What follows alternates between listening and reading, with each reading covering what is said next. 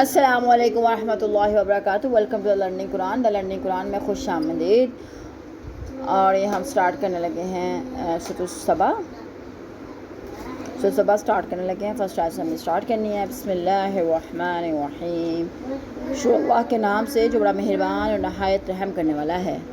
الحمد، تمام تعریفیں، للہ، اللہ کے لیے ہیں، الذی لہ، جس کے لیے، ما، جو، فی السماوات، آسمانوں میں، وما، اور جو، فی الارض، زمین میں، والہ، اور اسی کے لیے، الحمد، ہر تعریف، فی الآخرہ، آخرت میں، وہو، اور وہ، الحکیم، حکمت والا، الخبیر، خبر رکھنے والا ہے۔ ہر طرح کی تعریف اس اللہ کے لیے ہے جو آسمانوں اور زمین میں ہر چیز کا مالک ہے، اور آخرت میں بھی تعریف اسی کے لیے ہے، اور وہ حکمت والا اور باخبر ہے۔ فی الآخرہ کے دو معنی ہیں۔ ایک یہ کہ اس دنیا میں اگر کسی انسان کے کارناموں کی تعریف کی جائے تو وہ بالآخر اللہ کی ہی تعریف ہوگی، کیونکہ انسان کو ہر طرح کی قوت، صلاحیت اور استطاعت عطا کرنے والا اللہ ہی ہے۔ یعنی فی الآخرہ کا مطلب یہاں بالآخر کا معنی دے رہا ہے، اور دوسرا مطلب یہ ہے کہ اس دنیا میں تو کچھ اسباب ظاہر ہیں جو سب کو دکھائی دینے یا محسوس ہوتے ہیں، لیکن کچھ اسباب ایسے ہیں جن پر پردہ پڑا ہوا ہے۔ آخرت میں ایسے سب پردے اور جماعت اٹھ جائیں گے، اور ہر ایک کو یہ نظر آئے گا کہ قابل تعریف ذات تو صرف اللہ کی ہے۔ اور حکم اس لحاظ سے ہے کہ اس کائنات میں جو چیز بھی اللہ نے بنائی وہ ایک نہیں متعدد مقاصد پورے کر رہی ہے۔ پھر کائنات کے نظام کا مضبوط اور منظم ہونا بھی اس کی حکمت کی بہت بہت بڑی دلیل ہے، اور باخبر اس لحاظ سے ہے کہ وہ کائنات کے ایک ایک کل پرزے کی براہ راست نگرانی کر رہا ہے، اور مدت ہائے دراز گزرنے پر بھی کائنات کے کسی کل پرزے ذرے کی کبھی کوئی کمی کوتاہی یا گڑبڑ واقع نہیں ہوئی ہے۔ یعلم، وہ جانتا ہے، ما یالج، جو داخل ہوتا ہے، فی الارض، زمین میں، وما، اور جو، یخرج، نکلتا ہے، منہا، اس سے، وما، اور جو، ینزل، نازل ہوتا ہے، من السماء، آسمان سے، وما، اور جو، یعرج، چڑھتا ہے، فیہا، اس میں، وہوا، اور وہ، الرحیم، الغفور، مہربان اور بخشنے والا ہے۔ جو کچھ آسمان میں داخل ہوتا ہے یا اس سے نکلتا ہے، نیز جو کچھ آسمان سے اترتا ہے، جو کچھ آسمان میں چڑھتا ہے، وہ ہر چیز کو جانتا ہے، وہ رحم کرنے والا ہے اور وہ معاف کرنے والا ہے۔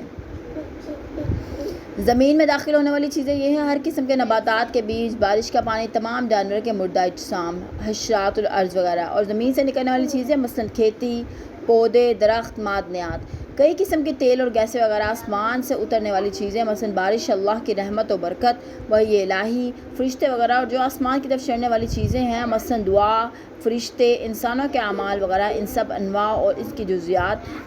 سب کچھ اللہ کے علم میں ہے، یعنی انسانوں کی بدعمالیوں پر انہیں فوراً سزا نہیں ڈالتا۔ یہ اس کی رحمت کا تقاضا ہے کہ انسان کو سنبھلنے کی مہلت دیتا ہے، جب وہ سنبھل جائے،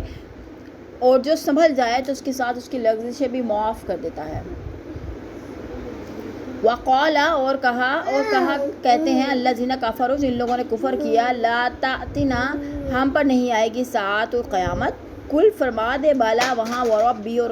قسم میرے رب کی، لتأتینکم، البتہ تمہارے پر ضرور آئے گی، عالمی، جاننے والا، الغیب، غیب، لا یعزب، پوشیدہ نہیں، عنہ، اس سے، مثقال ذرۃ، ایک ذرہ کے برابر، فی السماوات، آسمانوں میں، ولا، اور نہ، فی الارض، زمین میں، ولا، اور نہ، اصغر، چھوٹا، من ذالک، اس سے، ولا، اور نہ، فی السماوات، آسمانوں میں، ولا، اور نہ، فی الارض، زمین میں، ولا، اور نہ، اصغر، چھوٹا، من ذالک، اس سے، ولا، اور نہ، اکبر، بڑا، الا، مگر، فی، میں، کتاب مبین، روشن کتاب۔ کافر کہتے ہیں کہ ہم پر قیامت نہیں آئے گی۔ آپ ان سے کہیے کہ کیوں نہیں آئے گی؟ میرے پروردگار کی قسم، وہ تمہارے پر آ کے رہے گی۔ اس پروردگار کی قسم جو غیب کا جاننے والا ہے، اس سے آسمانوں اور زمین میں کوئی ذرہ بھر بھی چیز چھپی نہیں رہ سکتی۔ وہ ذرہ سے چھوٹی یا بڑی کوئی چیز ایسی نہیں جو واضح کتاب میں درج نہ ہو۔ جس دعوے پہ کوئی ظاہری دلیل موجود نہ ہو یا مخاطب اسے تسلیم کرنے سے منکر ہو، تو اللہ کی قسم سے اپنے دعوے کو موقت کیا جاتا ہے۔ یہاں قسم کھانے والی وہ ہستی ہے جسے کفار مکہ صادق اور امین سمجھتے تھے۔ اولاً تو انہیں اس بات یا دعوے پر یقین کر لینا چاہیے تھا کیونکہ وہ صادق اور امین ہے۔ ثانیاً، وہ اللہ کی قسم اٹھا کر اپنے دعوے کو موقت بنا رہا ہے، اور ضمن میں اس سے نتیجہ یہ نکلتا ہے کہ قیامت کا علم صرف اسے ہو سکتا ہے جو عالم غیب ہو، اور وہ صرف اللہ تعالیٰ کی ذات ہے۔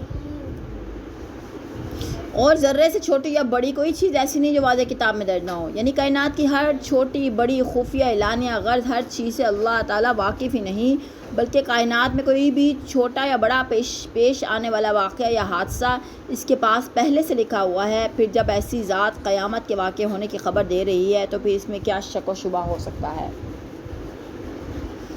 لیجزیہ، تاکہ جزا دے الذین آمنوا، ان لوگوں کو جو ایمان لائے، وعاملوا الصالحات، اور انہوں نے نیک عمل کیے، اولئک، یہی لوگ، لہم، ان کے لیے، مغفرات، بخشش، ورزق کریم، اور عزت کی روزی۔ اور قیامت اس لیے آئے گی تاکہ اللہ تعالیٰ ان لوگوں کو جزا دے جو ایمان لائے اور نیک عمل کیے، اور ایسے لوگوں کے لیے بخشش اور عزت و اکرام کی روزی ہوگی۔ یہ قیامت یا آخری زندگی پر عقلی دلیل ہے۔ اس دنیا پر بے شمار ایسے افراد موجود ہیں جنہوں نے ایمان لا کر راہ حق میں بے شمار جانی اور مالی قربانیاں دیں، اور تمام عمر فقر و فاقہ، پریشانی اور کفار کے ہاتھوں ظلم و ستم سہنے میں گزارا، لیکن کیا یہ انصاف کا تقاضا نہیں کہ انہیں ان کے اعمال کی جزا دی جائے اور دکھوں کے بدلے انہیں انعامات سے نوازا جائے؟ لہذا ضروری ہے کہ اللہ انسانوں کو ایک دوسری زندگی عطا فرمائے جس میں ہر شخص کو اس کے اعمال کے مطابق بدلہ دیا جائے گا۔ والذین، اور وہ لوگ جو سعوا، انہوں نے کوشش کی، فی آیاتنا، ہماری آیتوں میں، بمعاجزین، ہرانے کے لیے، اولئک، یہی لوگ ہیں، لہم، ان کے لیے، عذاب من سے، رجز علیم، سخت دردناک۔ اور جن لوگوں نے ہماری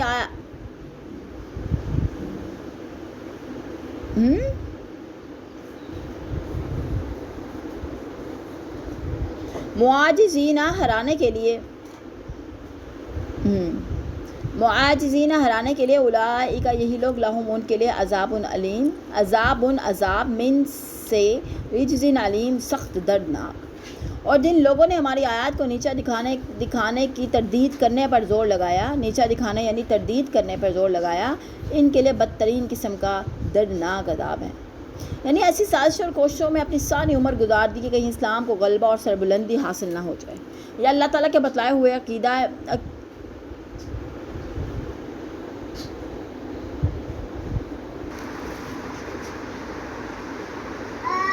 یعنی ایسی سازشوں اور کوششوں میں اپنی یعنی انہوں نے ایسی سازشوں اور کوششوں میں اپنی ساری عمر گزار دی کہ کہیں اسلام کو غلبہ اور سربلندی حاصل نہ ہو جائے، یا اللہ تعالیٰ کے بتلائے ہوئے عقیدہ آخرت کا مذاق اڑاتے ہیں اور اللہ کی گرفت سے بچ نہیں سکتے، انہیں ان کے ناپاک ارادوں کے عوض عذاب بھی اسی قسم کا دیا جائے گا۔ سابقہ آیات میں ایمانداروں کے لیے رزق کریم اور مغفرت دونوں کا ذکر آیا ہے، جس سے یہ معلوم ہوتا ہے کہ مصائب، مشکلات اور فکر و فاقے میں زندگی گزارنے والے مومنوں کو عزت کی روٹی بھی ملے گی، مغفرت بھی ہوگی، اور جن ایمانداروں کو ابتلا کا دور دیکھنا ہی نہیں پڑا، ان کی بھی مغفرت ہو جائے گی۔ اس طرح جن کافروں کو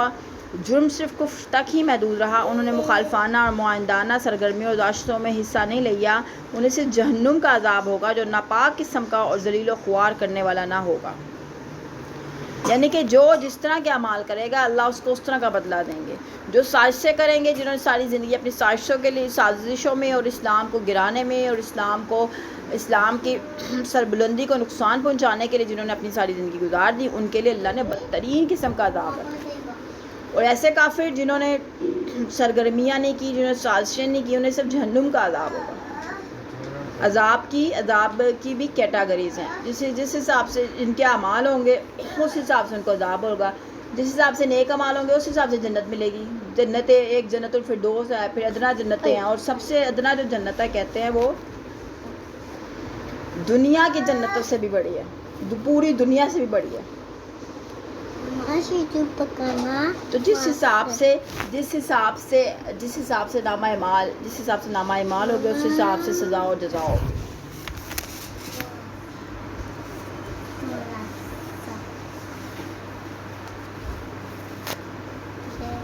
چلیں نیکسٹ آیت۔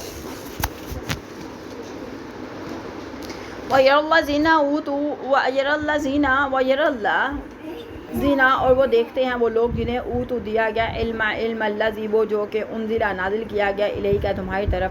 من ربک تمہارے رب کی طرف سے، هو الحق وہ حق ہے، ویہدی اور وہ رہنمائی کرتا ہے، الی طرف صراط راستہ، عزیز غالب حمید سزا وار تعریف۔ اور جن لوگوں کو علم دیا گیا وہ خوب جانتے ہیں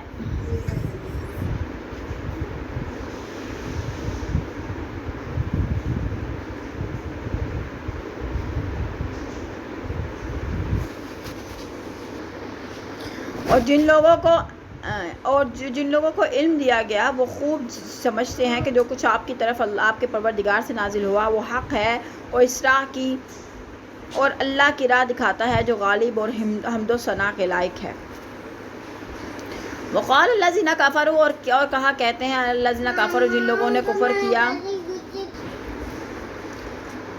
حال کیا ندلکم ہم بتلائیں تمہیں اعلیٰ پر کا رجل ایسا آدمی ینبئکم وہ خبر دیتا ہے تمہیں اذا جب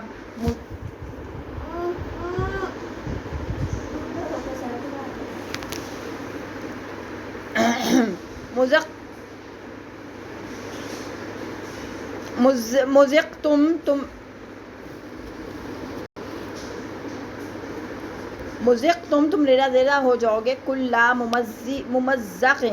پوری طرح ریزہ انکم بے شک تم لفی البتہ خلق جدید نئی زندگی میں۔ اور کافر ایک دوسرے سے کہتے ہیں کہ ہم تمہیں ایک ایسا آدمی نہ بتائیں جو یہ خبر دیتا ہے کہ جب تم مرنے کے بعد بالکل ریزہ ہو جاؤ گے تو اثر نو پیدا کیا جاؤ گے۔ یعنی اہل علم و دانش لوگ اللہ کی آیات، عقیدہ آخرت، انسانوں کی دوبارہ زندگی، اللہ کے حضور جواب دہی کا تصور اور اچھے اور برے اعمال کا بدلے ملنے پر اس طرح یقین رکھتے ہیں جیسے وہ یہ سب کچھ اپنی آنکھوں سے دیکھ رہے ہیں۔ کفار اللہ کی آیات کا مذاق اڑانے سے ضدی، ہٹ ڈرم اور جاہل قسم کے لوگوں کو مبتلا کر سکتے ہیں، مگر اہل علم ان کے فریب میں نہیں آ سکتے۔ افطرا اس نے باندھا اللہ اللہ پر کاذباً جھوٹ، ام یا بھی اسے جنت جنون بلی بلکہ اللہ دینا وہ لوگ جو لا یؤمنون ایمان نہیں رکھتے بالآخرۃ آخرت پہ، فی العذاب عذاب میں، وضلال اور گمراہی البعید دور۔ معلوم نہیں کہ وہ اللہ پر جھوٹ باندھتا ہے یا اسے جنون لاحق ہو گیا ہے، یہ بات نہیں، بلکہ جو لوگ آخرت پر ایمان نہیں لاتے وہی عذاب میں مبتلا ہونے والے ہیں اور گمراہی میں دور تک چلے گئے ہیں۔ کفار مکہ آپ کو جھوٹا نہیں کہہ سکتے تھے کیونکہ یہ بات ان کی زندگی بھر کے تجربے کے خلاف تھی، لیکن وہ آپ کی دعوت کو بھی تسلیم کرنے پر آمادہ نہ تھے۔ رسول اللہ کی دعوت میں 3 باتیں تھیں جو انہیں ناگوار تھیں یا جن پر وہ ایمان نہیں رکھتے تھے۔ وہ زمین و آسمان یا کائنات کے فنا ہونے کا یقین نہیں رکھتے تھے، بالالفاظ دیگر وہ قیامت کے قائم ہونے کے قائل نہیں تھے۔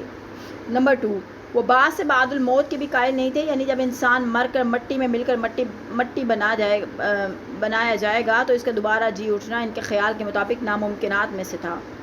اور نمبر 3، اس کے نتیجے میں وہ آخرت کے ثواب و عذاب کے بھی قائل تھے، لہذا وہ اپنی دینوی زندگی میں احکام الہی کا پابند بن جانے کی بجائے آزاد رہنا ہی پسند کرتے تھے۔ جب بھی ان لوگوں نے مذاق اڑایا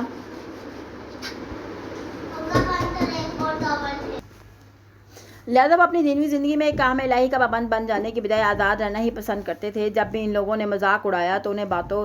انہی باتوں کا اور ان میں سے بھی پہلی 2 باتوں کا تو وہ اکثر مختلف پیراؤں میں دہراتے رہتے تھے۔ اس آیت میں ان کے سوال کا انداز تمسخر ہے، وہ یہ سمجھتے ہیں کہ اس نبی کی دعوت 2 ہاتھوں سے خالی نہیں ہو سکتی، یا تو وہ اللہ پر جھوٹ باندھتا ہے یا پھر اس کی عقل جواب دے گئی ہے۔ وہ خود بھی اپنے ان دونوں احتمالات کو درست نہیں سمجھتے، اور سرداران قریش اپنی نجی گفتگو میں خود بھی ان احتمالات پر مطمئن نہ ہو سکے، نہ ایک دوسرے کو مطمئن کر سکتے تھے۔ آپ کے صادق ہونے کا تقاضا یہ تھا کہ جو شخص لوگوں سے جھوٹ نہیں بولتا وہ اللہ کے بارے میں جھوٹ کیسے بولے گا؟ اور دیوانگی کی بات تو اور بھی زیادہ مہم تھی۔ یہی سرداران قریش جب ولید بن مغیرہ کے ہاں اکٹھے ہوئے تو زیر بحث یہی موضوع تھا کہ ہم اس نبی کی دعوت کو کیسے روک سکتے ہیں اور لوگوں کو اس کے متعلق کیا کہہ سکتے ہیں۔ تو ایک سردار نے کہا تھا کہ ہم دوسروں سے یہ کہہ سکتے ہیں یہ دیوانہ ہے، تو ولید بن مغیرہ رئیس قریش نے کہا اللہ کی قسم وہ دیوانہ بھی نہیں ہے، ہم نے دیوانوں کو دیکھا ہے، اس کے اندر دیوانوں جیسی دم گھٹنے کی کیفیت ہے، نہ الٹی سیدھی حرکتیں کرتا ہے، نہ ان جیسی بہکی باتیں کرتا ہے۔ ولید بن مغیرہ کا یہ جواب بھی صرف سلبی انداز سے دیوانگی کی تردید تھا، کیونکہ وہ بھی آپ کا دشمن تھا، جبکہ حقیقت یہ تھی کہ آپ کے دوسرے لوگوں سے معاملات اور آپ کی بلندی کردار اور معقول دلائل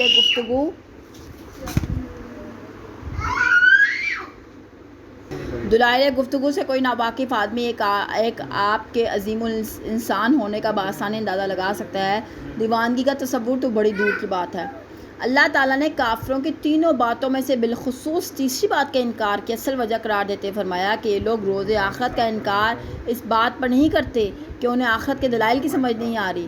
یا نہیں آ سکتی، بلکہ اس کی اصل وجہ یہ ہے کہ آخرت کی باس پور سے ڈرتے ہیں اور یہ سمجھ رہے ہیں کہ بس کبوتر کی طرح آنکھیں بند کرنے سے بلی از خود غائب ہو جائے گی۔ انہیں خود ہی اپنی آنکھیں حقائق کو دیکھتے اور اس کا مردانہ وار مقابلہ کرنے سے بند کر رکھی ہیں اور اسی طریقہ کار سے مسلسل آگے بڑھتے جا رہے ہیں۔ افلم یرو، کیا انہوں نے نہیں دیکھا، الا طرف ما جو بین ایدہم ان کے آگے، وما اور جو خلفہم ان کے پیچھے، من السماء آسمان سے، والارض اور زمین، ان نشاء اگر ہم چاہیں، نخسف بہم انہیں دھنسا دیں ہم الارض زمین میں، او نسقط یا گرا دیں علیہم ان پر، کسافن ٹکڑا، من السماء آسمان سے، انا بے شک فی ذالک اس میں لآیاتن البتہ نشانیاں ہے، لکلی لیے عبدین بندہ منیب رجوع کرنے والے۔ کیا انہوں نے آسمان اور زمین کو نہیں دیکھا جو انہیں آگے سے اور پیچھے سے گھیرے ہوئے ہے؟ اگر ہم چاہیں تو انہیں زمین میں دھنسا دیں یا آسمان کے کچھ ٹکڑے گرا دیں، بلا شبہ اس بات میں ہر رجوع کرنے والے بندے کے لیے نشانیاں ہیں، ایک نشانی ہے۔ یعنی وہ اس بات پہ یقین رکھتے ہیں کہ زمین و آسمان کو پیدا کرنے والا، اس کائنات کا انتظام چلانے والا اللہ تعالیٰ ہے، اور یہی زمین و آسمان انہیں ہر طرف سے گھیرے ہوئے ہے، اس کی حدود سے وہ باہر نہیں جا سکتے۔ زمین کا مالک اللہ ہے، اور زمین کو حکم دے کہ انہیں پکڑ لے یا اندر جذب کر لے تو زمین کی مجال نہیں کہ وہ اللہ کے حکم سے سرتابی کرے۔ آسمان سے بھی وہ ان پر عذاب نازل کر سکتا ہے، زمین کے نیچے سے بھی۔ پھر آخر یہ کس بلبوتے پر اللہ اور اس کے رسول کی مخالفت پر تلے بیٹھے ہیں؟ نظام کائنات میں صرف ایک نشانی نہیں بلکہ بے شمار نشانیاں ہیں، مگر یہ نشانیاں ہر ایک کے لیے نہیں بلکہ صرف اس شخص کے لیے ہیں جو عقل و انصاف اور سوچ سمجھ سے کام لے کر اس کائنات کے خالق کی طرف جھکتے اور رجوع کرتے ہوئے ہیں، اور اس مربوط منظم نظام کائنات کو دیکھ کر فوراً نتیجے پر پہنچتے ہیں کہ یہ کسی حکیم و خبیر ہستی کا قائم کردہ نظام ہے، اور چونکہ اللہ نے کوئی بھی چیز بے مقصد پیدا نہیں کی، لہٰذا یہ نظام ضرور ایک دن کسی اعلیٰ اور اکمل نتیجے پر پہنچنے والا ہے۔ یہ انداز فکر انہیں اپنے خالق و مالک کی طرف سے مزید جھکا دیتا ہے۔ آگے اللہ اپنے ایک رجوع کرنے والے بندے حضرت داؤد اور ان پر انعامات کا ذکر فرما رہے ہیں۔ وَلَقَدْ آتَيْنَا، اور تحقیق ہم نے دیا داؤد منا اپنی طرف سے، فضل، یا جبالو اے پہاڑوں، ابھی یہ تسبیح کرو، ماؤ اس کے ساتھ، وَالطَّيْرِ اور پرندوں، وَأَلَنَّا ہم نے نرم کر دیا، لہو اس کے لیے، الحدید لوہا، ہم نے داؤد کو اپنے ہاتھ سے بزرگی عطا کی، اور پہاڑوں کو حکم دیا، اے پہاڑوں داؤد کے ساتھ تسبیح میں ہم آہنگ ہو جاؤ، اور پرندوں کو بھی یہ حکم دیا کہ ہم نے اس کے لیے لوہے کو نرم کر دیا۔ وہ بزرگی یہ تھی کہ آپ بچپن میں محض ایک گڈریے تھے اور بکریاں چرایا کرتے تھے، پھر اللہ نے آپ کو حکومت بھی عطا فرمائی اور نبوت بھی عطا فرمائی۔ آپ کی خوشحانی پہاڑوں اور پرندوں کی آپ سے باہم خواہی کے لیے ہم آلریڈی ڈسکس کر چکے کہ حضرت داؤد علیہ السلام جو تھے سورۃ انبیاء کے اندر ہم نے پڑھا کہ حضرت داؤد علیہ السلام جو سے تھے، لوہے کو، آپ کے ہاتھ میں لوہے کا نرم ہونا اور آپ کے لوہے کی ذرے بناتے تھے حضرت داؤد علیہ السلام۔ ہم نے سورۃ انبیاء میں پڑھ لیا، اب ہم نے پھر بھی ڈسکس کر لیتے ہیں کہ حضرت داؤد علیہ السلام کو اللہ تعالیٰ نے حکومت بھی عطا فرمائی تھی، نبوت بھی عطا فرمائی تھی، اور ان کی آواز بہت خوبصورت تھی کہ پہاڑ اور پرندے بھی ان کے ساتھ مل کے تسبیح بیان کرتے تھے اللہ تعالیٰ کی، اور آپ کے ہاتھ میں لوہا نرم ہو جاتا تھا اور آپ لوہے کی ذرے بنایا کرتے تھے حضرت داؤد علیہ السلام۔ ہاں، حضرت داؤد علیہ السلام لوہے کی ذرے بنایا کرتے تھے۔ حضرت داؤد علیہ السلام کی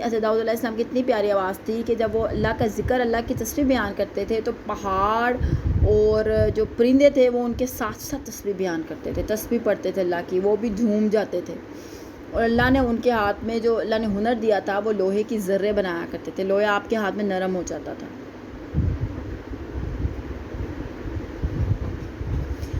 نیکسٹ آیت دیکھتے ہیں، آنے کے عمل بناؤ، سابغات ان کشادہ ذریں، وقادی اور اندازہ رکھو، فی سردی کڑیوں کے جوڑنے میں، وعمل اور عمل کرو، صالحاً اچھے، انی بے شک، بما تعملون جو کچھ کرتے ہو اس کو بصیر دیکھ رہا ہوں۔ اور اسے کہا کہ کھلی ڈلی ذریں بناؤ اور اندازے کے مطابق اس کی کڑیاں جوڑ دو، اور اے آل داؤد نیک عمل کرو، جو کچھ تم کر رہے ہو بلا شبہ میں اسے خوب دیکھ رہا ہوں۔ آپ کے نیک عمل سے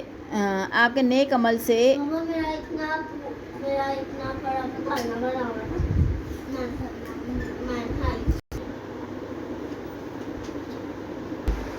تو داؤد علیہ السلام لوہے کی ذرے بنایا کرتے تھے. تو آپ کے نیک عمال میں سے ایک قابل ذکر نیک عمل یہ بھی تھا کہ آپ بادشاہ اور نبی ہونے کے باوجود اپنے ذاتی اخراج کا بار بھی بیت المال پر ڈالنا گوارا نہ کرتے تھے، بلکہ ذرے بنا کر ان کی آمدنی سے بسر اوقات کرتے تھے. جیسا کہ حدیث واقعہ ہے، مقاد بن معد یکرب کہتے ہیں کہ آپ نے فرمایا، آپ صلی اللہ علیہ وسلم نے فرمایا، کسی آدمی کے لیے اس سے بہتر کوئی کھانا نہیں جسے وہ اپنے ہاتھ سے محنت کر کے کھائے، اور اللہ کے نبی داؤد اپنے ہاتھ سے ذرہ بنا کر کھایا کرتے تھے. یعنی کہ رزق وہ ہے نا، رزق حلال عین عبادت ہے. اپنے ہاتھ سے محنت کر کے کما کے کھانا بہت بڑی چیز ہے یہ، کیونکہ اللہ کے نبی نے فرما دیا کہ کسی آدمی کے لیے اس سے بہتر کوئی کھانا نہیں جسے وہ اپنے ہاتھ سے محنت کر کے کھائے، اور اللہ کے نبی داؤد پر اپنے ہاتھ سے ذرہ بنا کر کھایا کرتے تھے. ولی سلیمان، اور سلیمان کے لیے ریحا ہوا، غدوہا اس کی صبح کی منزل، شہرون ایک ماہ، و رواہا اور شام کی منزل، شہرون ایک ماہ، و آسلنا لہو اور ہم نے بہایا اس کے لیے، عین القطری تانبے کا چشمہ، و منا اور اس سے الجنی جن، و رواہا اور اس شام کی منزل، شہرون ایک ماہ، و آسلنا لہو اور ہم نے بہایا اس کے لیے، عین القطری تانبے کا چشمہ، و منا اور سے الجنی جن، من یعمل وہ کام کرتے، بین یدیہ اس کے سامنے، باذن ربہ اذن حکم سے، ربہ اس کے رب کے، و من اور جو یزغ کجی کرے گا، منہم ان میں سے، ان امرنا ہمارے حکم سے، نذقہ ہم اس کو چکھائیں گے، من سے عذاب سعیری آگ. اور سلیمان کے لیے ہم نے ہوا کو مسخر کر دیا تھا، پہلے پہر اس کا چلنا 1 ماہ کی مسافت ہوتا تھا، پچھلے پہر چڑھنا بھی 1 ماہ کی مسافت ہوتا تھا. نیز ہم نے ان کے لیے پگھلے ہوئے تانبے کا چشمہ بہا دیا تھا، اور بعض جن بھی اس کے لیے مسخر کر دیے تھے جو اپنے پروردگار کے حکم سے ان کے سامنے کام کرتے تھے. اور ان میں سے اگر کوئی ہمارے حکم سے سرتابی کرتا تو ہم اسے بھڑکتی ہوئی آگ کا مزہ چکھاتے تھے. اس کی تو 2 توجیہات بیان کی جاتی ہیں. ایک یہ کہ آپ کے عہد حکومت میں یمن میں تانبے کا ایک پگھلا ہوا چشمہ نکل آیا، اور دوسری یہ کہ جس نے اللہ تعالیٰ نے آپ کے والد داؤد کو لوہا پگھلانے کا فن عطا فرمایا اور آپ اسے ذرے بنایا کرتے تھے، اس طرح حضرت سلیمان کو تانبا پگھلانے کا فن عطا فرما دیا. آپ وسیع پیمانے پر تانبا پگھلاتے، پھر اس کو سانچوں میں ڈال کر خبات، بڑے بڑے برتن، دیگیں اور لگن وغیرہ تیار کرتے تھے، جس میں سے ایک لشکر کا کھانا پکتا اور کھلایا جاتا. یہ تو سرکاری ضروریات تھیں. علاوہ ازیں آپ تانبے کی اشیاء عام لوگوں کی ضروریات کے لیے بھی بناتے تھے.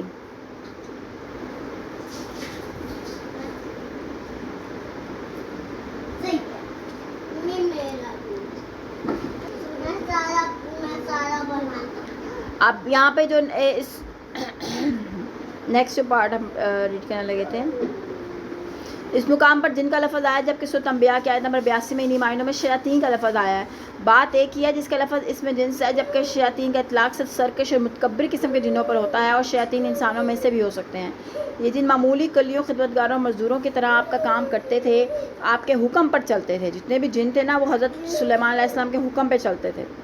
وجہ یہ تھی کہ اللہ تعالیٰ نے جنوں کو حضرت سلیمان کا تابع بنا رکھا تھا، اور وہ آپ کی اطاعت پر مجبور تھے. اگر وہ ذرا بھی سرکش کرتے تو آگ میں پھونک دیے جاتے تھے. کہتے ہیں کہ ان جنوں پر اللہ تعالیٰ نے ایک فرشتہ مقرر کر دیا تھا جس کے ہاتھ میں آگ کا کوڑا ہوتا تھا. جب کوئی جن حضرت سلیمان کی نافرمانی کرتا، یہ فرشتہ اس کو کوڑا مار کر جلا دیتا تھا. ہاں، اللہ پاک کے حکم سے جنوں کو جو تھا نا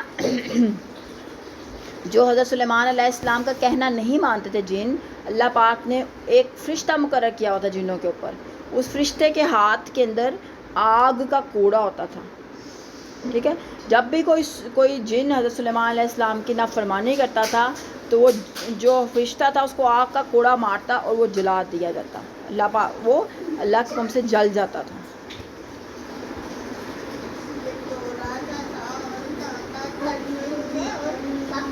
ہاں، وہ آخری اس آیت کے آخر میں یہی تو فرمایا نا اللہ پاک.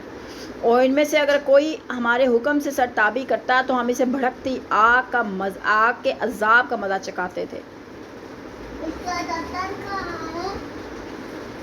یعملون وہ بناتے لہو اس کے لیے میشاء جو وہ چاہتے من سے محاریبہ بڑی بڑی عمارتیں قلعے و تماثیل اور تصویریں و جفان اور لگن کل جواب حوض جیسے و قدورین اور دیگیں راسیات ایک جگہ جمی ہوئی اعملوا تم عمل کرو آل داؤد اے خاندان داؤد شکر بجا لاؤ و قلیل اور تھوڑے من عبادیہ میرے بندے الشکور شکر گزار جو کچھ سلمان چاہتے وہی کچھ وہ جن ان کے لیے بناتے تھے مثلا قلعے مجسمے حوض کتنے بڑے لگن اور دیگے ایک جگہ جمی رہنے والی اے آل داؤد شکر کے طور پر عمل کرو اور میرے بندوں میں سے کم ہی شکر گزار ہوتے ہیں یہ جنات حضرت سلیمان کے آرڈر کے مطابق بڑے بڑے محل مساجد قلعے مختلف مسجدوں کے ماڈل یا سینریوں کے ماڈل بڑے بڑے لگن اتنی بڑی دیگیں بناتے تھے جو بڑی بوجھل اور ناقابل حمل و نقل ہونے کی وجہ سے کسی خاص مقام پر نصب کر دی جاتی تھی اور ان میں حضرت سلیمان کے لشکروں کے لیے کھانا تیار کیا جاتا تھا۔ بعض لوگوں نے جنوں یا شیاطین سے دیہاتی مضبوط قسم کے انسان مراد لیے ہیں، ایسا کچھ بھی نہیں ہے کیونکہ یہ جنوں کا لفظ اللہ پاک نے قرآن پاک میں یوز کیا ہے۔ یعنی اللہ پاک اب آل داؤد سے کیا فرما رہے ہیں، ایسے عمل کرو جو شکر گزار بندے کیا کرتے ہیں۔ شکر گزار بندے ایک تو ہر وقت اللہ کا شکر ادا کرتے ہیں اور اس کی نعمتوں کا ہر ایک سامنے بربلا اعتراف کرتے ہیں، پھر وہ جو کام بھی کرتے ہیں اللہ کی مرضی کے مطابق کرتے ہیں، اس کی رضا کے لیے کرتے ہیں۔ اور شکر گزار بندے تھوڑے ہی ہوتے ہیں اور جو چیز تھوڑی ہو اس کی قدر و منزلت بڑھ جاتی ہے۔ یعنی اگر تم شکر گزار بن جاؤ گے تو میرے ہاں تمہاری قدر و منزل اور بڑھ جائے گی۔ کہتے ہیں کہ اس کے حکم پر داؤد نے دن اور رات کے پورے اوقات اپنے گھر والوں پر تقسیم کر رکھے تھے۔ کہتے ہیں کہ اس حکم کے بعد حضرت داؤد نے دن اور رات کے پورے اوقات اپنے گھر والوں پر تقسیم کر رکھے تھے اور کوئی ایسا وقت نہ ہوتا تھا جب آپ کے گھر کا کوئی نہ کوئی اللہ کی عبادت میں مصروف رہتا ہو۔ فلما حضرت داؤد علیہ السلام کے گھر میں سب کے اوقات مقرر تھے عبادت کے اور ہر وقت وہ اللہ کی عبادت، ان کے گھر کا کوئی نہ کوئی بندہ اللہ کی عبادت کر رہا ہوتا ہے۔